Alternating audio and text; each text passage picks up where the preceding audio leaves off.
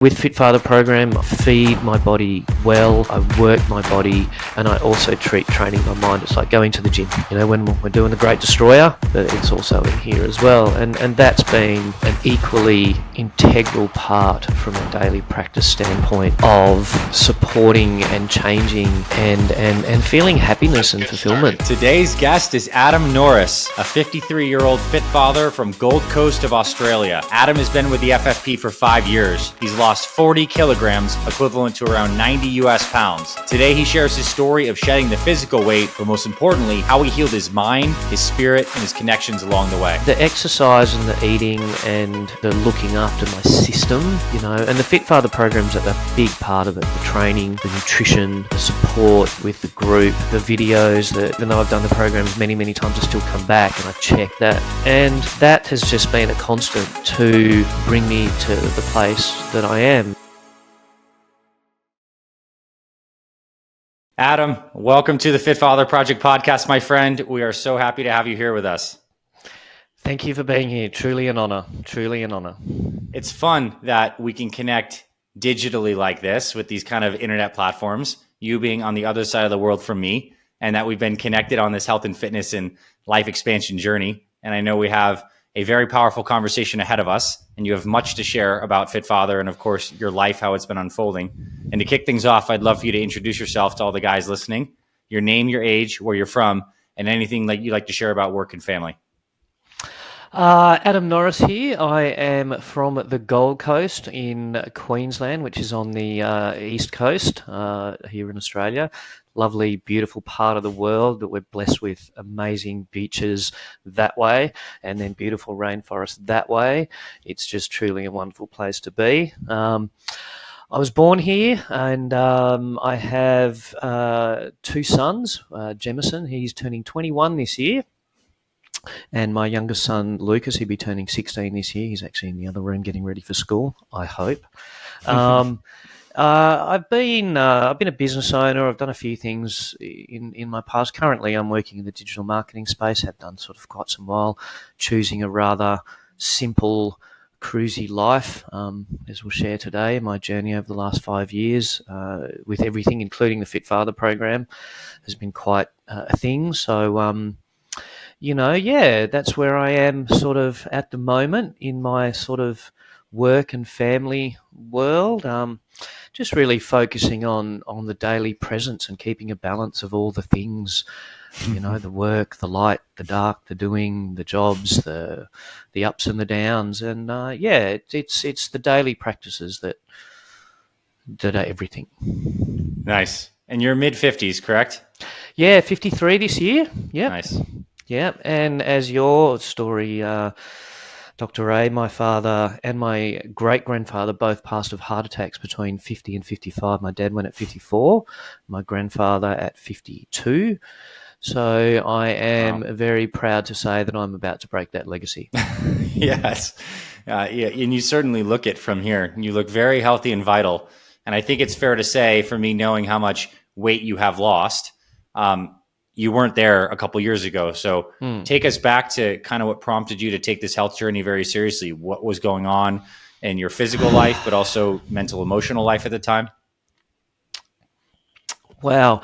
Well, I was a completely different human being then. I was kind of what you might call in the corporate sort of thing. I was the COO of a general manager, I think they call them here in Australia, of a digital marketing company, doing really well. And look, I think like most of us, we believe and we've been taught by culture and society that we are supposed to chase and consume all the things that we're told that will make us happy. The house, the car, the job, the clothes, all of those things. So the Adam Norris then was a suit-wearing, general managing, hedonistic, indulgent human being. I wasn't doing any harm. I still know in my heart it's a good man. However, I was chasing all the things that I thought would make us happy.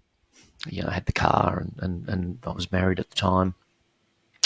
Indulgent living, all of those things. And that's what I thought was making me happy. And of course it wasn't, and many times you look yourself in the mirror and I'm like,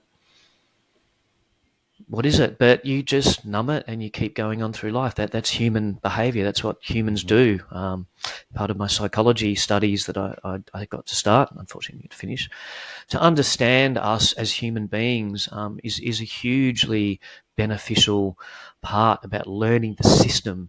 You know, we've evolved over billions of years to be incredibly complex and amazing creatures. So, you know, our nervous systems, our brains, we're all taught these things. We're all programmed things. So that's all Mm-hmm. I knew. That's all I knew. That's what I thought would bring me happiness and peace. Now, I I had a bit of a heart scare in my office where I was working there, and I got a bit of a tight chest, and uh, yeah, pretty concerning. The CEO was kind of in the room next to me, and I came in and I said, "Hey, look, something's not right." And he raced me down to the doctors, you know. And I think when you go into a doctor's place and doing this and saying, I've got an issue with your heart, I think ninjas come out of the sky and people jump out of the thing and they're plugging things into you. It was, you know, it was very much that. So that experience was, it was probably that moment that, you know, I'm lying there, you know, with all the ECG stuff plugged into me, and you know, they're all over me, being very cautious, wondering whether to ring ambulances and things. And yeah, I laid there at that moment, and you know, it sort of washed over me. It quite an intense sort of feeling and revelation where I kind of just went, what, how, why, how did I get here? What? I thought I was doing all the right stuff, all these sort of things. So I guess there was that real moment, and you hear many people having these experiences, these situations. They're in many shapes or forms, which make us all question everything that we are, we do, who we are, and what we do. So from that, you know, I kind of attempted to get back into it and all these sort of things. You know, the workspace changed, unfortunately, which was quite sad as well. We were working quite really hard for 8 years to get this business, and it was great. It was about to take off and go into some really cool places, but unfortunately, there was some internal things that derailed that. So that kind of was taken away, along with my want to not do it. I was pretty close to you know, walking. You know, I spoke to and said, you know, this is just something we can do anymore. And the marriage finished at the same time, Hmm. because that, like the work, was not really authentic. Me and my wife at the time weren't really that happy, and she sort of said, look, this just isn't what I want. And I'm kind of like, yeah. So, you know, that all happened. So, yeah, I packed up bags of clothes, a mattress, my computer, and my desk. And the boys were relatively young then, and we got a place close to the school where we are now, which is great because the boys could walk back and forth from school. And I really just went to ground. I really just, I guess you'd call it a little bit of the dark shadow sort of time. You know, grief and loss was happening. Mm-hmm. That was something we've all been through when we've had loss of anything really, relationship or income or work or safety or security. Mm-hmm. So you know, I processed that sort of season as well, and you know, as we do, and I've had many practices at it. I seem I seem to have these interestingly 7-year cycles, except this time, which is an interesting energetic For research sure. around that. Apparently, 7 years. That's from a cellular perspective. Apparently, something Yeah. happens to us as humans. So, so, and to be honest, I actually struggle to remember the actual moment that I came across you and the Fit Father project. Look, I honestly can't say that I intentionally sat there and went, okay, I've got to I've got to change my way. I've got to do this. I've got to do that. I was kind of in this very sort of out of it type space. Look, I'll be honest. I was numbing with drugs and alcohol, as we do. It was a support tool at the time, and I don't actually remember the moment that I came across it specifically, but clearly I did. And I find it an interesting point that I don't specifically remember it, because I feel like it happened organically from an energetic space. I don't know if you want to call it. Sometimes we all talk about that stuff as woo-woo, the universe and energy. But just saying, we're all made of the same stuff, guys. Just it's a cellular. It's all, we're all made of the same stuff. However, clearly it happened, and I signed up, and off I went, and I really wasn't doing anything else in my world at the time. I was just recovering myself, and relearning and recovering who I was, and I trained, and I followed the program. I started at phase 1, and yeah, I just feel like that was where the light sort of started coming back. I kind of remember more that than the actual moment of of intentionally signing and choosing and putting my credit card details, because I did that, right? It's not free. So, but what I do more remember is doing the training, and that I remember, in the morning, I've been very blessed where I am, where I live here. So I'd had the weight set up, and I was out the back with the trees and the sunshine, and I was training, and I just distinctly remember feeling, this feels great. This really feels a feeling of I guess, content, fulfillment, happiness. And I went, that's it. I thought all of that stuff. They all told me that stuff was the stuff, and I just remember starting to feel better, and I really just embraced that feeling, and continued the training a lot, and it's been great, and I still do it. It's like brushing my teeth. It's been, and I think that's about 5 years now. Wow. 5 years ago, and I truly cannot.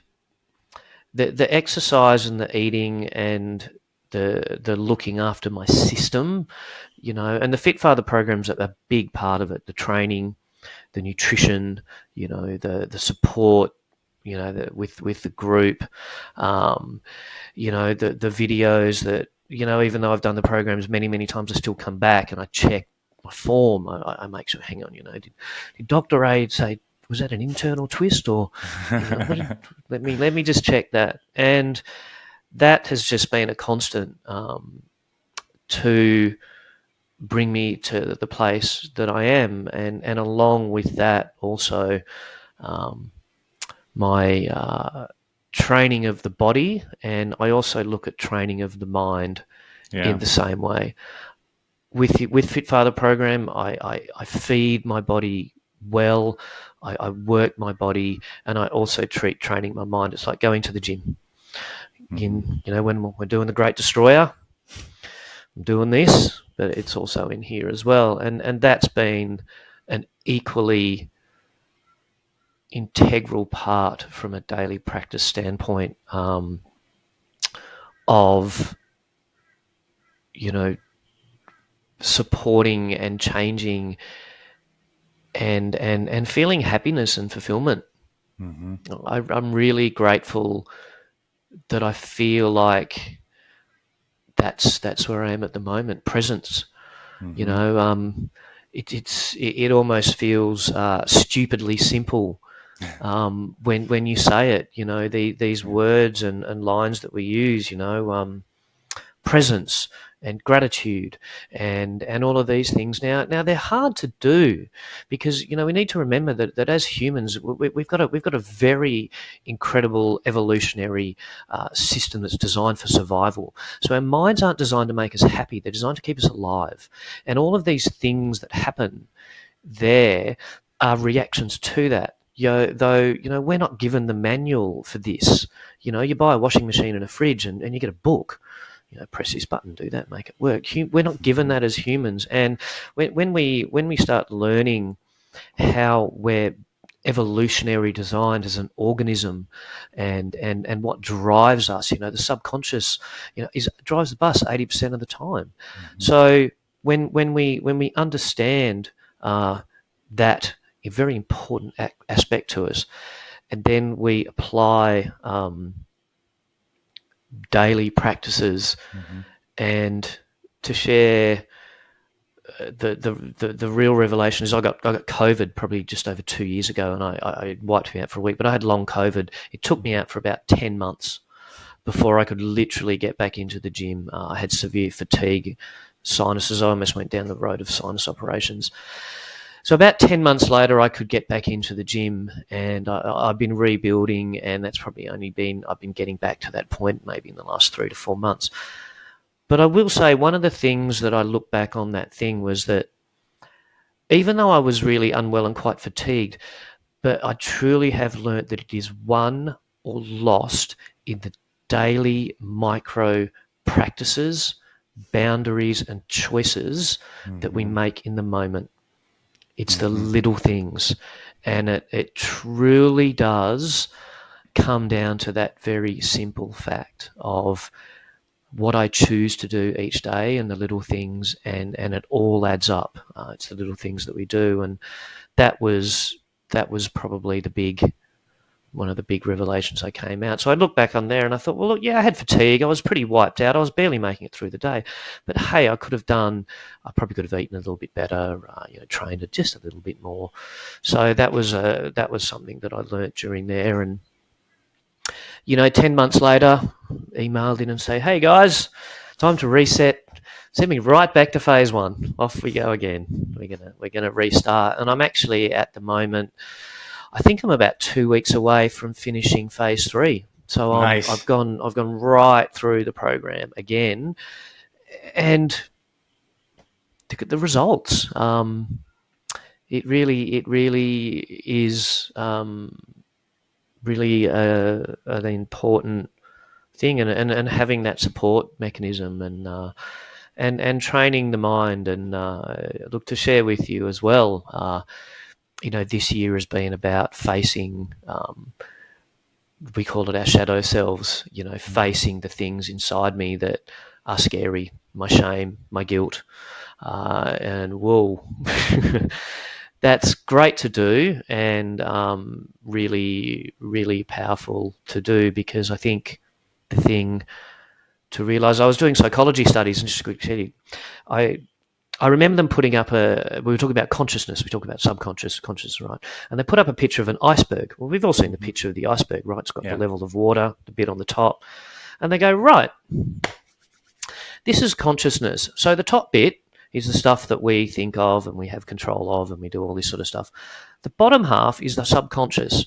Now, that's in the subconscious. We don't really do that, but that's where all of our belief systems have stored. That's all the trauma that we've had in the life. And I know trauma is a word that gets thrown around these days, but even a little bit of trauma. We live in a world now where we have this elevated level of fear and unsafety, which sits below the surface, which I truly feel is just one of the most insidious states of humans to live in, because stress is the killer. And as we know, when the system's under stress, it fires off cortisol, all this sort of thing.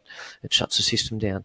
However, I feel that we now live in a world where that stress is under the surface, and it sits there, and it's insidious because it goes over year after year after decade.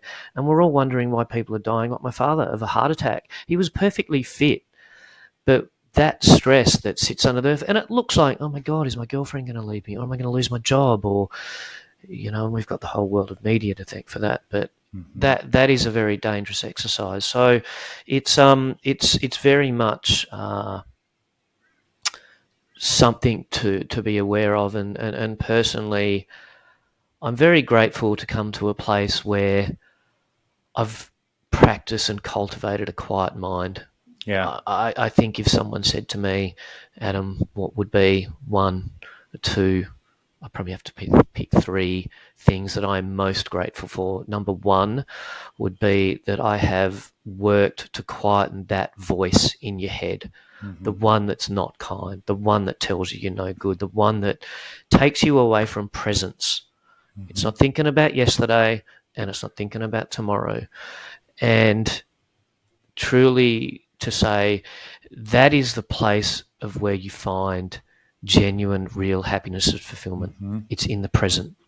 Because what I've noticed is when you are present, you actually feel more you think. And as I said, the mind's not designed to make us happy. It's designed to Mm-hmm. keep us alive. So interesting to observe when you have a feeling, it could be something you're interested in, something you're happy about, stuff like that. Have you ever observed how that feeling feels really good and it might show up a little bit, but then we take it up into the head. Yeah. And once the mind gets a hold of it, it goes, oh, no, don't do that. Yeah. Mm-hmm. And that is an evolutionary design. The design and the ego is designed to do that because it wants to keep us safe. It doesn't want us to change, and we're trying to live in homeostasis.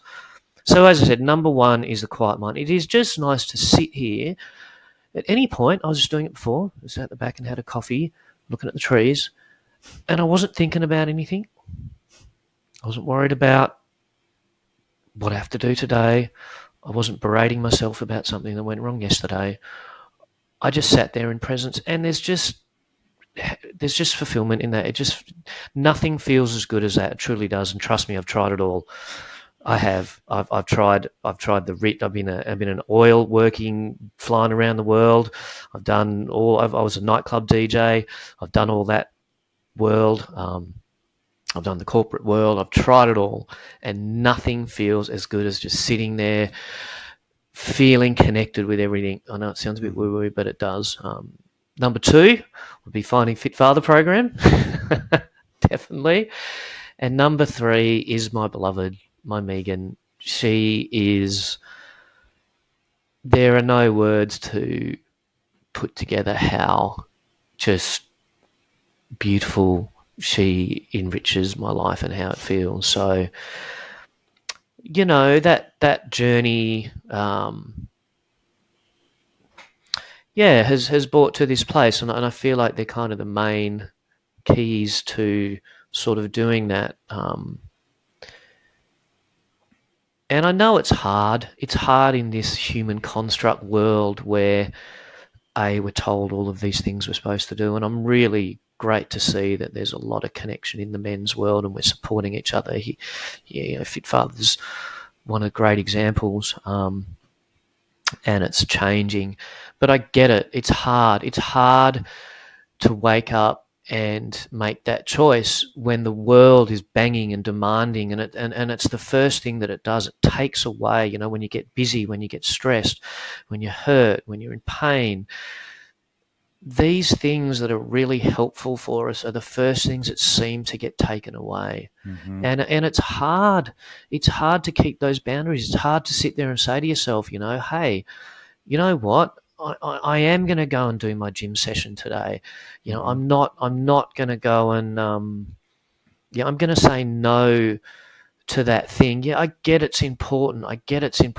But it's hard to sit there and go no, especially when it's very demanding, especially Mm-hmm. when it's a very critical thing. And it's really easy to go, well, yeah, I can skip the gym sesh just one day.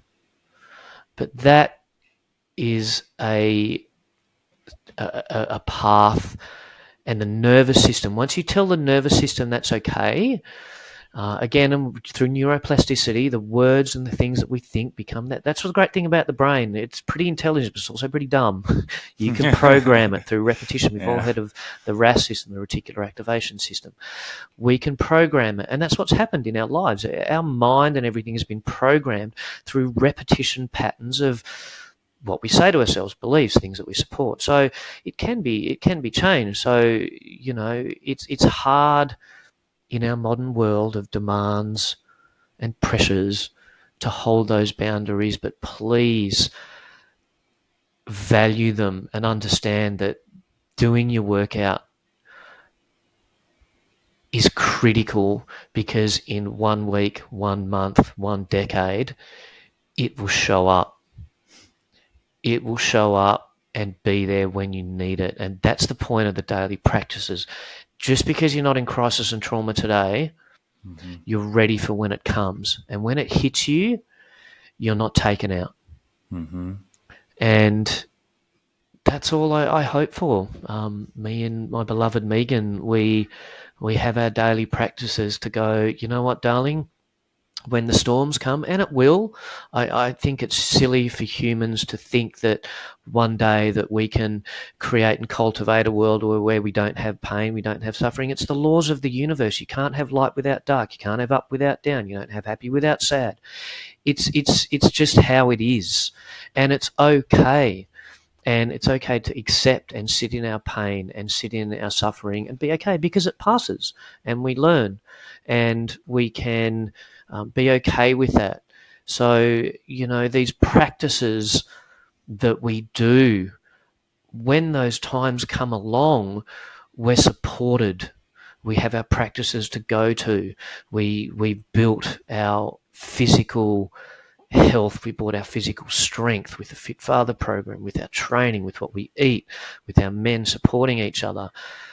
We've got that there. We've got our mind with practices that come along, and when these things hit, it goes, no, hang on. No. You're not useless, Adam. You're not a failure, Adam. You're just human. You're doing the best you can. It's okay. And your reaction, is probably a trigger from past trauma and things that have happened to you. But you know what? We can learn from that and we can change it. And I just really feel that out of all of it, it truly is my definition of what I call happiness and fulfillment. Yeah. There is so much I want to ask you off of that. And it's going to kind of come in maybe like a little bit random assortment. One is, you talked about the importance of having these almost like integrity boundaries in place, where obviously the workouts being a huge one of those. I want to zone in on that time when you were experiencing long COVID, though, because that's a persistent, challenging experience that you didn't have control over, that was destabilizing your fitness routines. How did personal boundaries show up for you in that time for you to still like you're on track? And I'm asking for the guy too, who has some other kind of struggle, persistent nagging injury, stressful period happens in life, something like that. What commitments did you continue to make to yourself, and how did you keep a through line amidst that challenge?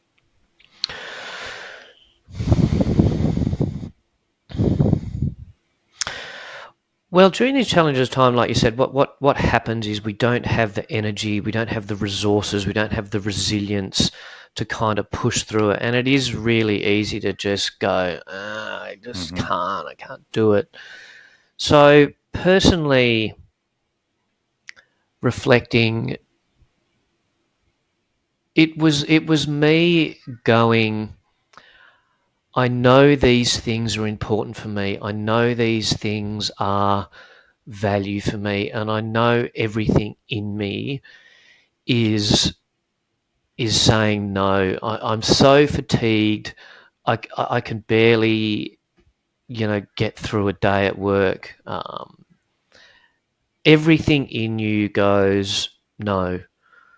Go and get some comfort. When we're in pain, we reach for the comfort. Humans, we avoid, seek pleasure, avoid pain. So when we're in pain, we want to support it. So you reach for that food. It's going to make me feel better. I just want to feel better. And it's very easy to go there.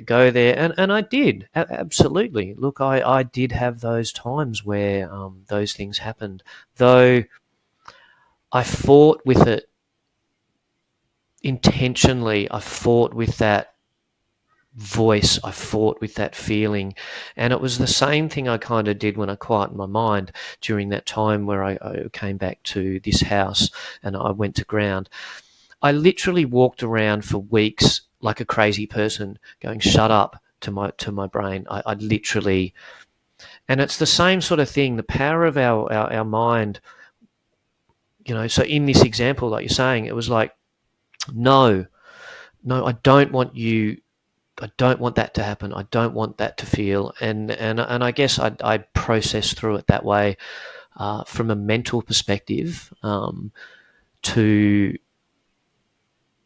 push through some of those times where, yes, I didn't feel like it, but I did pick up some weights. I did go for a walk. I did do something. It was horrible and painful, but I did it. Um, along with all the medical stuff that was happening in the background Yeah. with the doctors. So it sounds like you confronted it mentally and then translated it, not every time, but many times into positive action, contrary to the negative voice. And I'm sure that built more trust in yourself. And I'm sure you felt a little bit better afterwards, at least in integrity of having not chosen the weaker path. And then you do that enough times and you're obviously changing the neural connections, but also making progress or at least not backsliding. Absolutely, nail on the head. And your point about the neural connections, absolutely. Your Yeah. nervous system listens. And in that example where I think I said about the boundary, that one time you go, oh, look, I'll skip that. It's funny when you say that, the feeling, and this is something I'm really grateful for with a quiet mind, is when you feel and listen to your body, you're connected to it. It speaks to you. It tells you when things are wrong. The gut feeling, trust it. But nail on the head, absolutely. And what's funny is you make that choice that, to skip that workout that one day, it inherently makes it more challenging the next time. You've reinforced that voice. So the next time you're at that crossroads, it's like that voice is even more tempting. And on the flip side, you choose what we'll call like the light path, the path that's towards, it just gets easier the next time. So we're almost like creating the future scenario of challenge or ease through our present choices. So there's an echo effect. I love that. I want to ask you another question related to the quiet mind. I want to know your process for quieting your mind. Obviously, I have this visual of you in the house once you're resetting your life, confronting the crazy talk in your mind. I'm wondering if there's also the process of maybe like stillness practices, breathing, meditation, and Absolutely. and how that plays with your health journey. Are these happening simultaneously?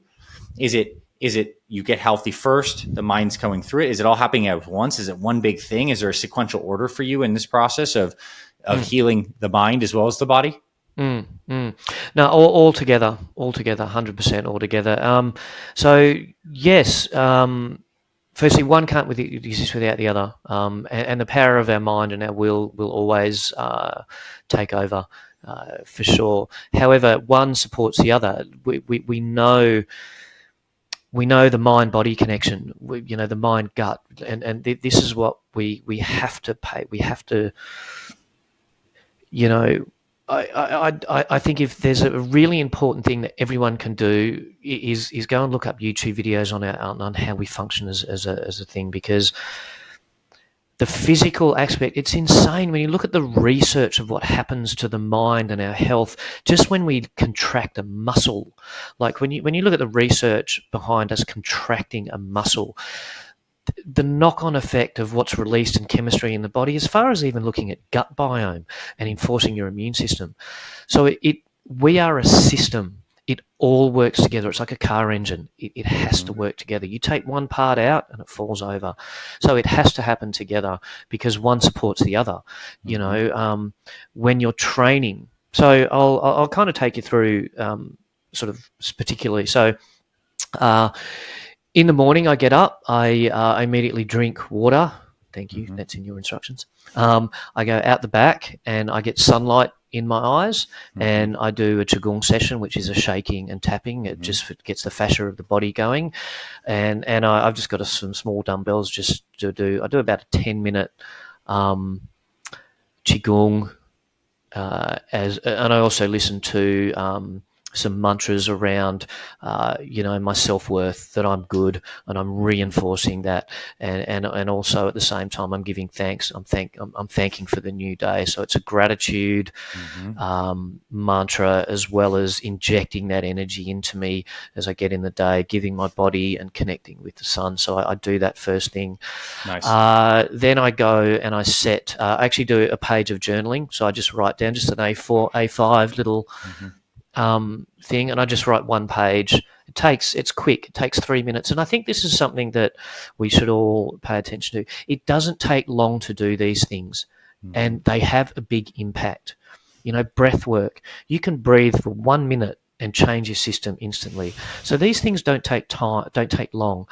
Technically, this whole thing takes me 20 minutes every morning. So I Yeah. do the journaling, and I do that, and and that's a gratitude thing. That looks like, thank you for the day. Thank you for my health. Thank you that I'm breathing. Thank you I don't have cancer. Thank you for all that I have. And I also write, I'm safe. I'm worthy. I'm a good man. I'm doing well. It all is okay. I'm thank you, thank you, thank you. And I bring that energy in. Then I also set the intention for my day. Mm-hmm. So there is the to-do list, absolutely. But something that I incorporate is, what do I want to feel? Mm. And that's a really important reflection point that I come back to in the night. Then obviously the day starts, get out in there, and I'm very grateful with where I work. I actually train at lunchtime. So 11:30 to 1, I go across the road. I do my training session Monday to Friday. Saturday as well, but I'm not working Saturday. But also during the day too, I've put in what I call micro practices. So I'll be sitting at my desk, and I will just close my eyes, and I'll just breathe for 60 seconds, and I'll do that. And I do that. I do that very regularly, and especially in between a task. So I'll do a task, I'll stop, I'll wrap it, I'll do a short piece of breath. And there's a very interesting thing with this thing called push pull, and or in out. So I'm very intentional about going task, break, task. So you're almost refueling the nervous system and Yeah. things. So I do a little bit of breath. I actually work in a really nice area. So 4 times a day I walk out of the office and I do a 10-minute walk out by the Nice. water, come back. I do that during the day. At the end of the workday, I come back home, and Megan and I have a very intentional 10-minute reconnection point. So I immediately walk through the door, and we connect, and we have a moment of connection instead of just pushing into the night sort of thing. So Mm-hmm. again, these moments of just stopping and being present and holding is really, really helpful. Do the night, whatever it is, and then we have a night ritual where a bit before bed we turn all the main lights off, light candles. We do a meditation session, a bit of maybe yoga nidra, just bring the nervous system down, let our systems get ready for sleep, and we have very good sleep hygiene in our Wow. rooms as well. So that's kind of what the daily practices look like from a day-to-day perspective. Honestly, that's beautiful. And I'm just experiencing the vision of what your life that you just described today versus that contrast of your ex-wife and situation where you guys are stressed, unhappy. Like the contrast couldn't be more stark, I don't think, without knowing everything in the former. Absolutely. What a It's flow. funny. I look at the pictures of that guy because I have them around, and I honestly look at him going, and not with any kind of negative feelings and stuff, or pity or anything. I look at that guy and I go, wow, you just didn't know what you didn't know, Yeah. and you're a different human than the one I know today. Yeah. And the foundation, his pain that he created Absolutely. unknowingly was You the cannot seed go of through it. this, was the seed of all this. So I think that's where you connect the dots looking backwards and you're like, wow, all feels so progressive. And you can even be grateful for those moments. Absolutely. Yeah. Absolutely, and I think that's the key thing. I think if I can encourage anyone is we're so bad at beating ourselves up for that. But if there's anything you can do in those moments where you're berating yourself and you're telling yourself these things, shift the perspective and go, hang on, I did the best I could at the moment, because you can't look back and go, oh, what an idiot I was, because I Mm-hmm. didn't know what I knew today. Hindsight, you got to be careful of.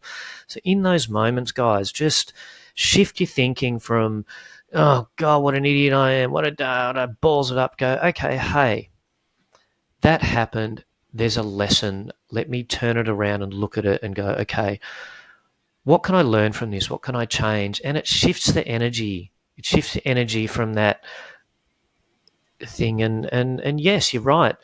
Out of pain is born lessons and change. I mean, look Mm-hmm. at some of the incredible people in the world that we listen to. I mean, For sure. Nelson Mandela had to sit in jail for 25 years.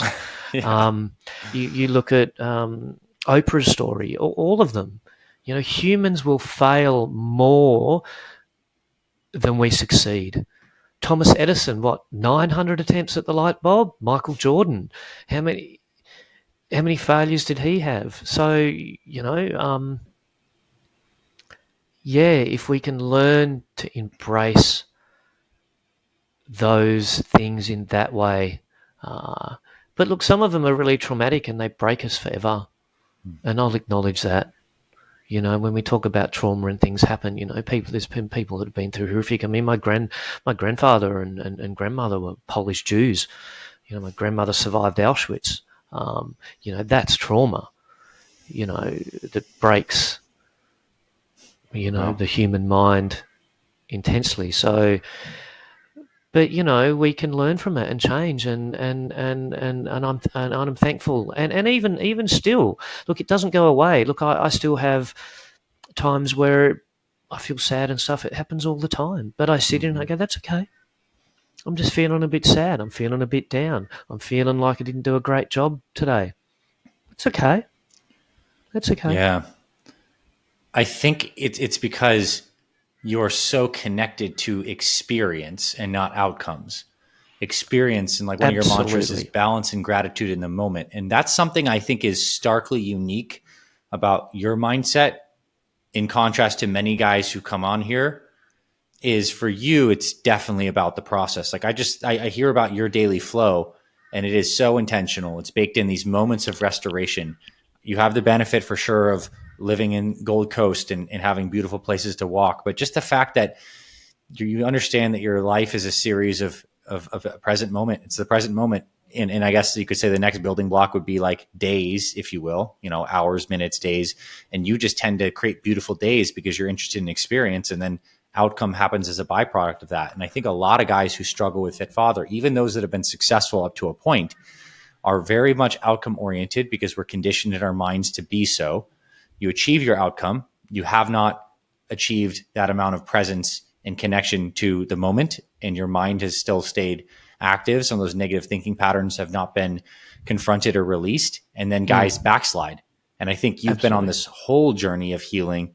That's the mind is integrated and obviously is creating through the will and in the vision and the surrender that is creating the body habits. So please speak Mm. into any of that I just shared. Absolutely. Absolutely. Nail on the head. Look up how our dopamine system works. That's key. And again, it comes back to that point I was saying to you before. It only works in the presence.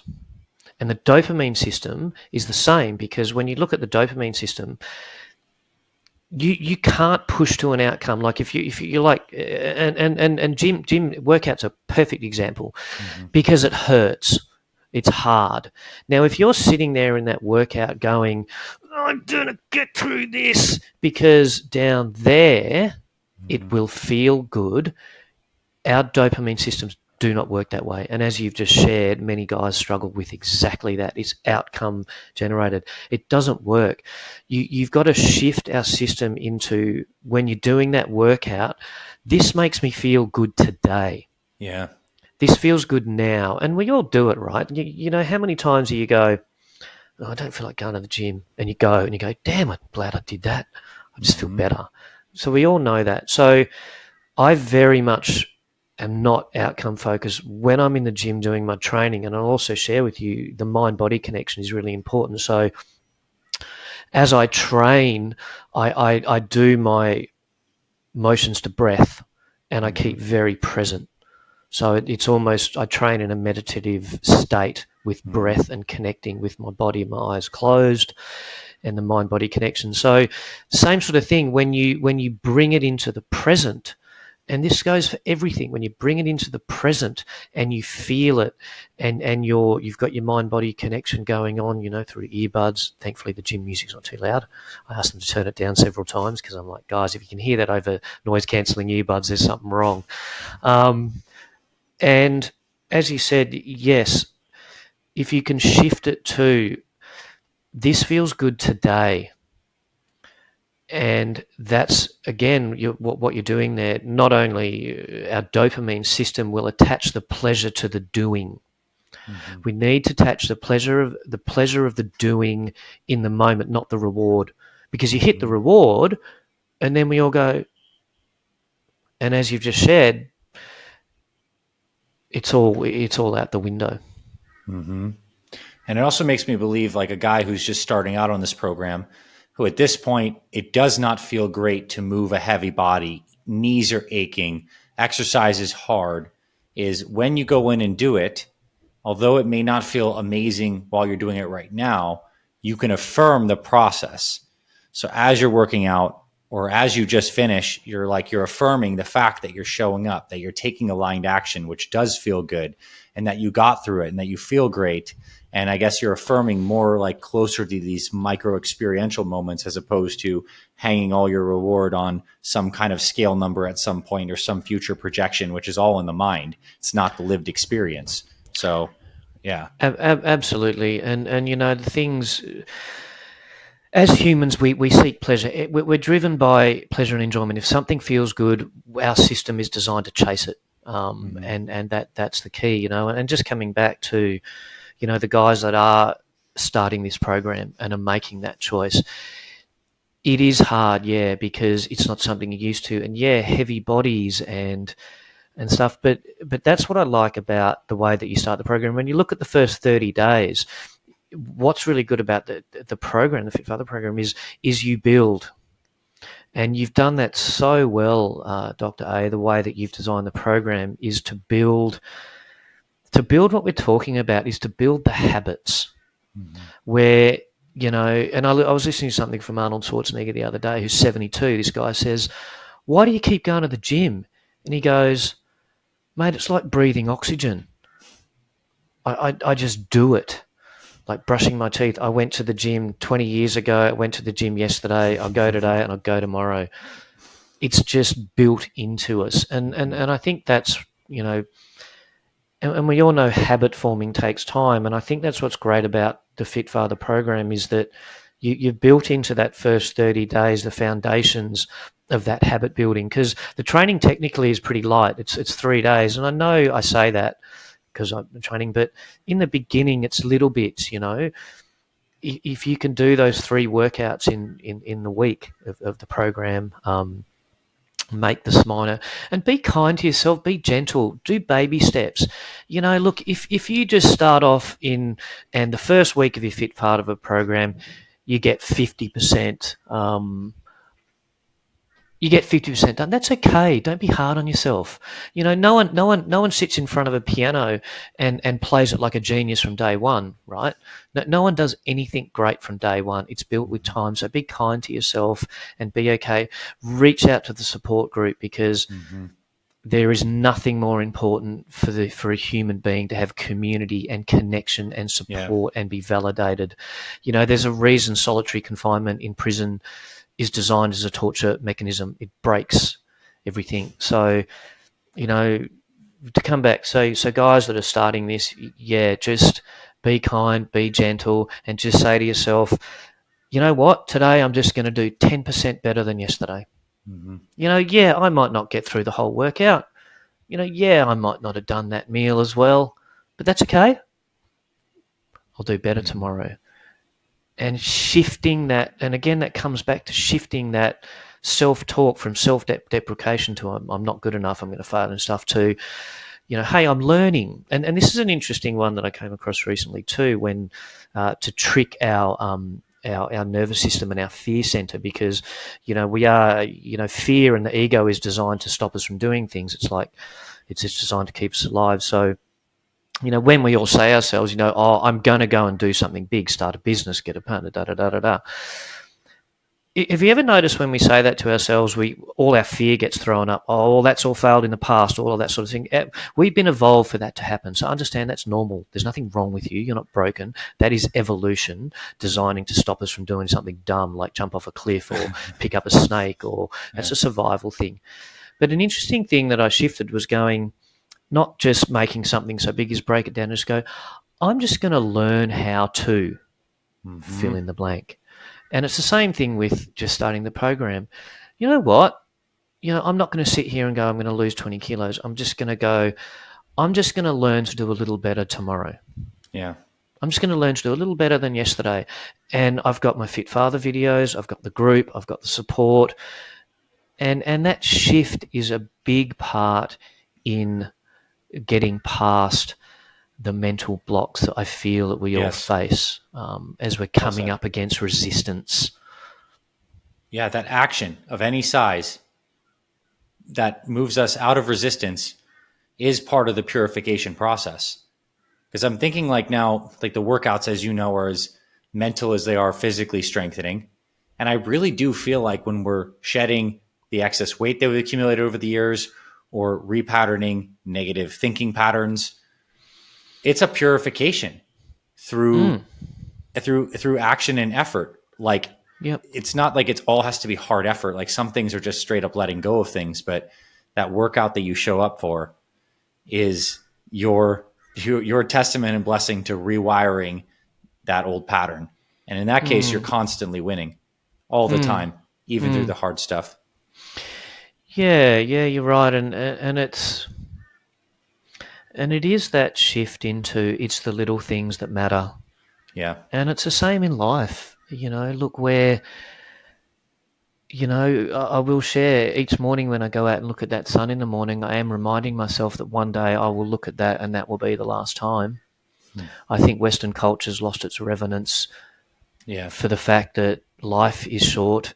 We are a tiny thing in this massive universe. We're a blip.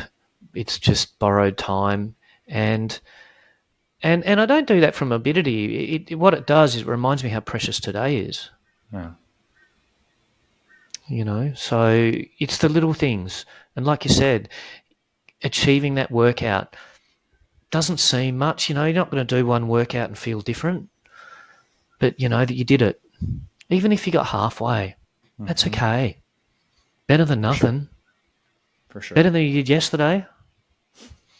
So 100%, it's the little things that matter every day that add up. And you listen to all the successful people out there, they're all on YouTube and they tell you the same thing. They're not smarter. They're not better. They weren't blessed with anything much. You're talking everyone from Steve Jobs to you name it.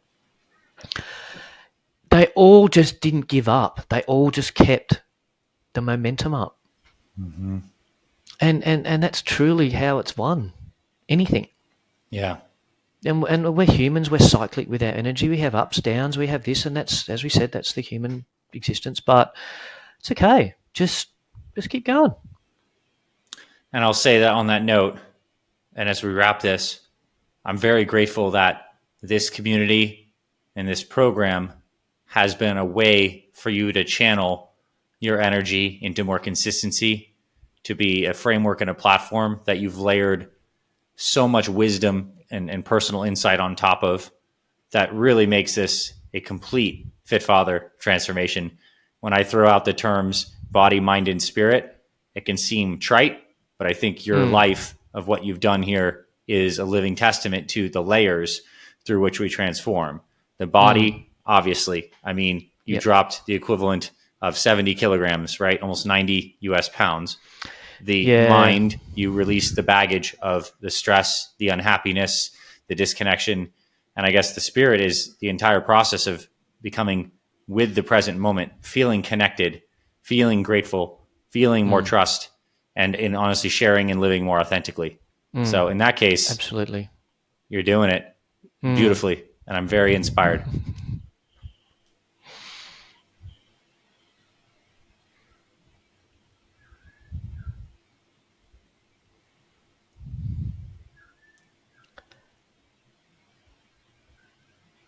Cool. Well, I don't know. We could definitely leave this, end this with a nice moment of. Oh, yeah. I mean, Look, yeah, just it's just been a real honor to sort of share the story. yeah, And I think you watch some of those videos I did. It's very much in my heart. I think like you,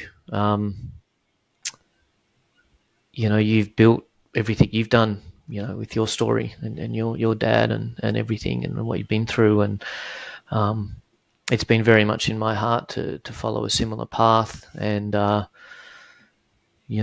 be honest, just, I'm facing those shadow selves and those things that are holding me back that are still in there, to do that, and you experiencing the feeling like, you sit in front of me and all of these men out there and look what you've given us. That like feels great. That's what life is really, that's the interesting thing, isn't it? How good that feels. So, when you're doing for others. So I carry the flag for you here down here in Australia. I love it. I definitely, and people do approach me and say, I think the other day I was at work and this 20-something guy overheard me say something. He's like, "What? You're turning 53 this year?" And I'm like, "Yeah." And he's like, "What?" So, and then that flows into conversations about, well, what do you do? How do you do it? And, you share the things. So I definitely share the Fit Father stuff a lot. I love to hear that. People say, "Oh, what shall I do?" I just said, just do that. Just do that. Well, thank you, Adam, for, living it, sharing it, and for this conversation I know is going to reach the right person listening to this today to take a deeper cut in this journey. Like, this is a beautiful creation. I can't wait for guys to listen to this. Oh, this is funny. Look, here's the book I'm working through at the moment. Yeah, I like that. How to Meet Yourself. Nice. Yeah. It's been a really great educational tool on understanding the system. But there's so much out there. I think, like we were saying earlier, guys, just please invest some time in looking up stuff on YouTube. That's what's beautiful. You can pick this thing up. Mm-hmm. And you can find YouTube videos on your nervous system, the dopamine system, all of it. Yeah. Dr. Huberman stuff's great. Mm-hmm. Please just learn. We've got so much material, and it's presented really well. And I know the Fit Father stuff is opening up to that other part as well with your direction, which is fantastic. Love it. Thank you for our conversation today, Adam. Pleasure. It's been great to have the time with you. Thanks for listening to this week's episode of the Fit Father Project podcast. If you love what you heard, please rate and review our podcast on Apple Podcasts. It really helps spread this show to more men who need this valuable info. To watch full video episodes of this podcast and other motivational videos to inspire your training and more, visit our Fit Father Project YouTube channel. It's free and everything's made for busy guys over 40 like you. Visit youtube.com/Fit Father Project to get access to our entire video library.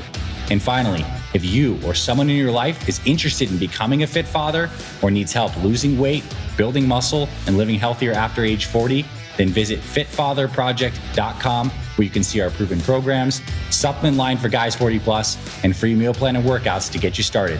This is Dr. Anthony Balduzzi signing off. I'll see you in the next episode.